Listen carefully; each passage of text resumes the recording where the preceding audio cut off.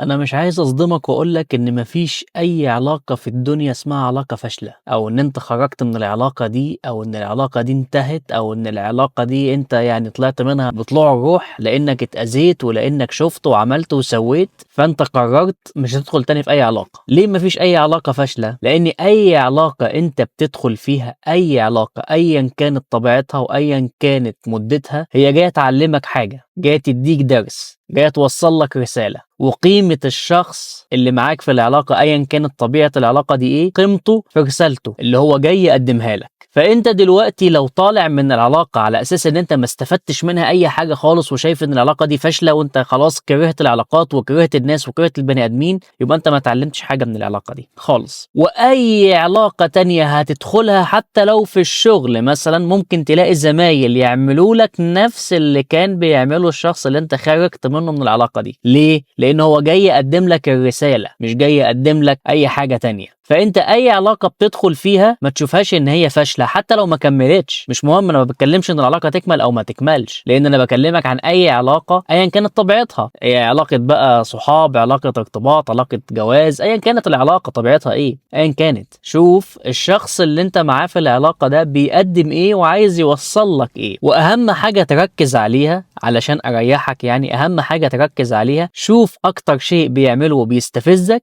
واكتر شيء بيعمله وانت بتحس ان الشيء ده انت مش عارف تعمله. هتعرف هو عايز يوصل لك ايه. ولو كان الشخص ده كويس وبيقدم لك حاجة كويسة، بس حتى لو العلاقة دي ما كملتش بعد كده، شوف الشيء الكويس اللي هو كان بيقدمه ده انت جواك مش عارف تقدمه ليه. يعني شوف اكتر شيء بيستفزك وشوف اكتر شيء حبيته فيه، هتفهم وقتها العلاقات ماشية ازاي. في رسائل كتير جدا في العلاقات، بس دول من اهم الرسائل.